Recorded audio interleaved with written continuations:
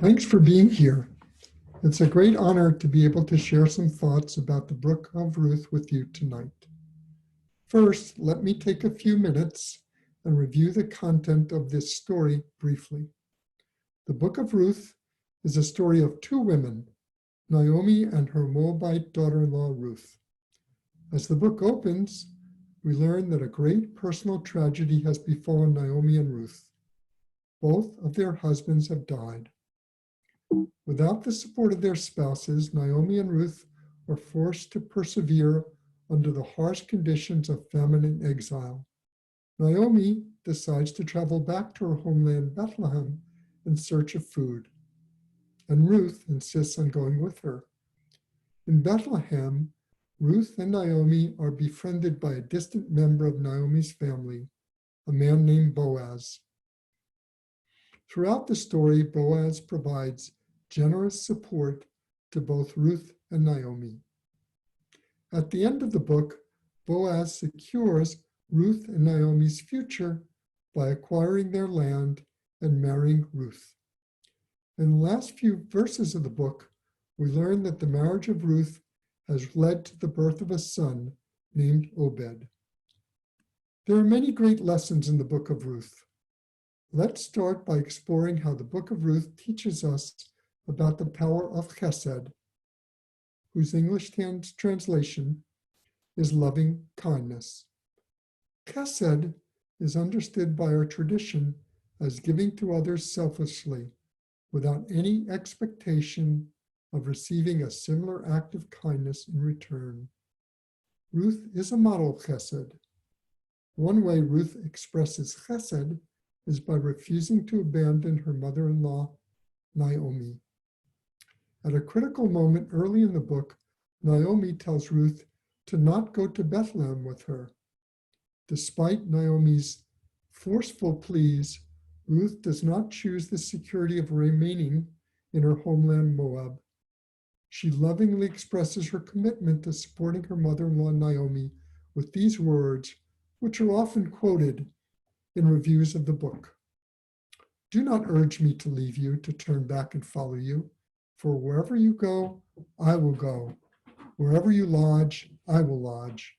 Your people shall be my people, and your God, my God."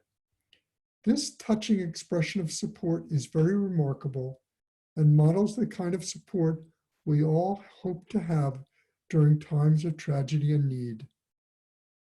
If there's one thing this pandemic has taught me, is that we all need to stand with each other when facing moments of fear and uncertainty. There's another idea in the book of Ruth I would like to discuss with you in greater depth. This is the second theme of the book. It's a theme about the power of redemption to change our personal lives and to change national history. Redemption is a very complex word. In our tradition, redemption has several different levels of meaning.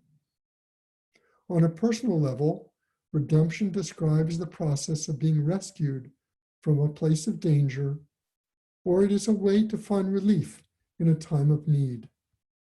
On a national level, redemption is used to describe the Jewish people's liberation from slavery in Egypt, and also the return of the exiled nation of Israel to the land after the Babylonian exile had ended.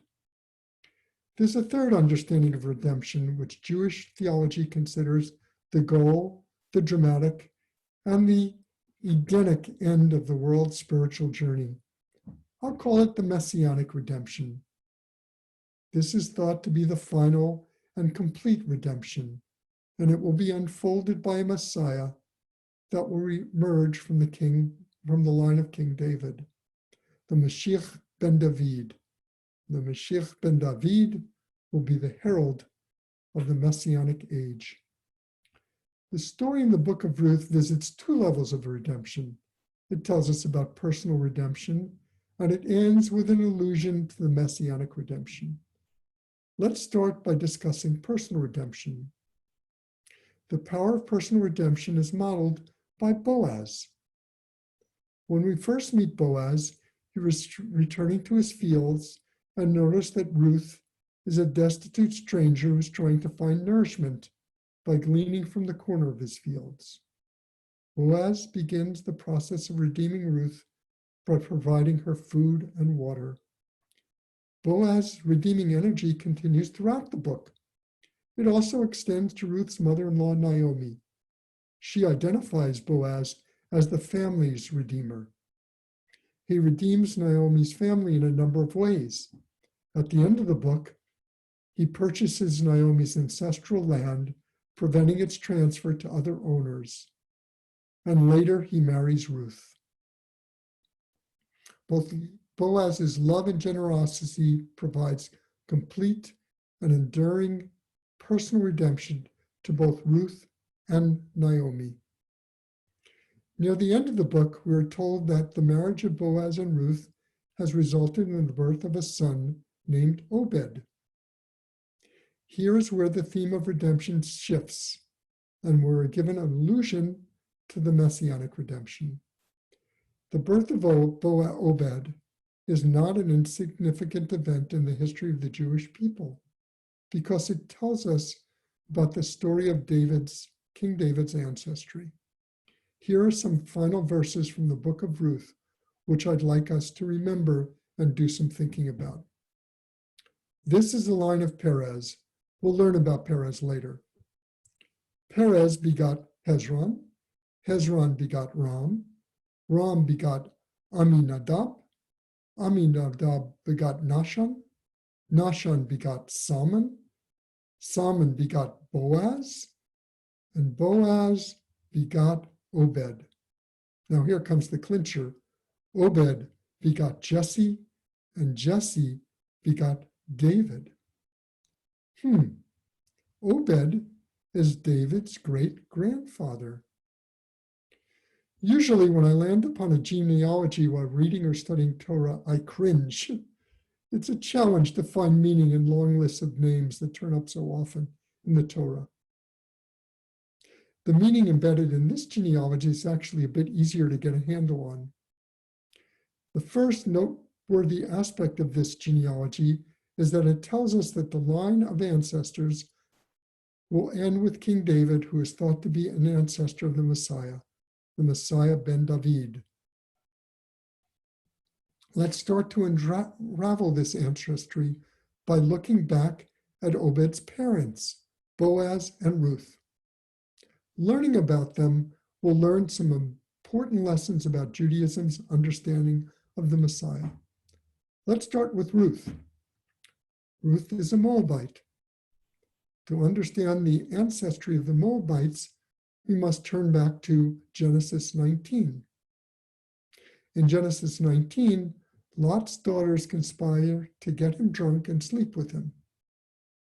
The result of this incestuous union is the birth of Moab and the beginning of the Moabite people. They are Ruth's ancestors. Here are the important verses from Genesis 19 that tells us about the beginning of the Moabite people. That night, they made their father drink wine, and the older one went in and laid with her father. He did not know when she lay down with him or when she rose.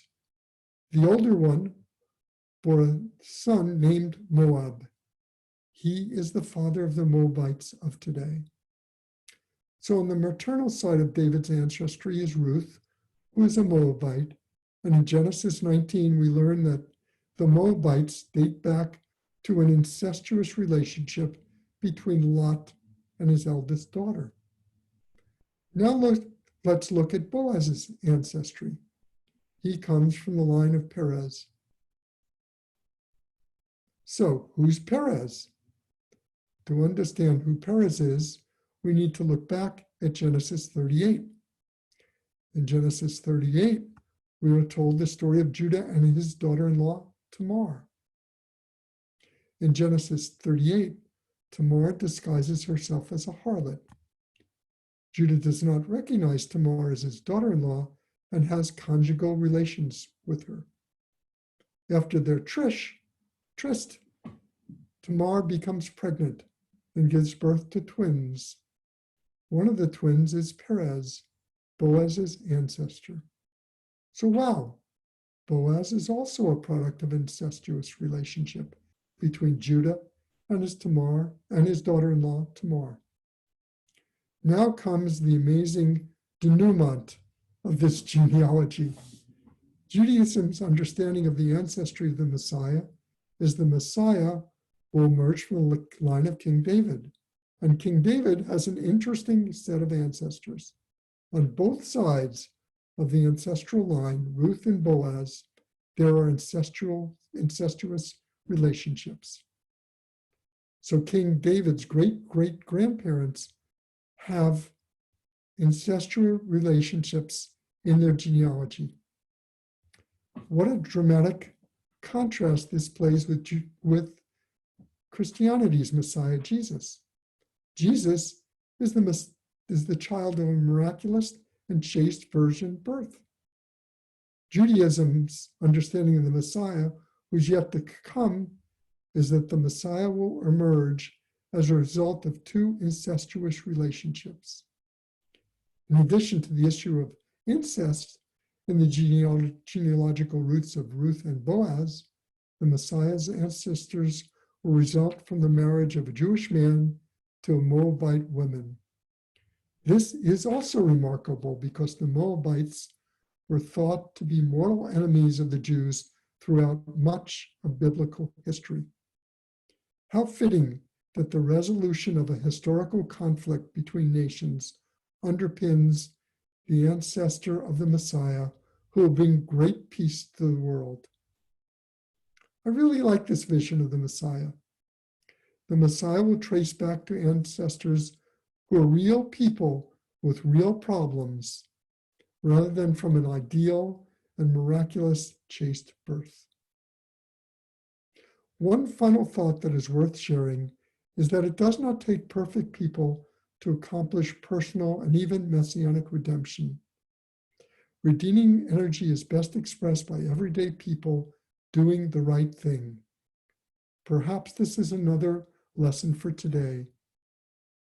The present pandemic is certainly a time in which we are in need and waiting for redemption. Our redemption from this difficult moment in history will most likely come when we all aspire to be like Ruth and Boaz, not perfect, but kind, generous, steadfast, and lovingly committed to each other. Thank you all for listening. It's been great to share this with you tonight.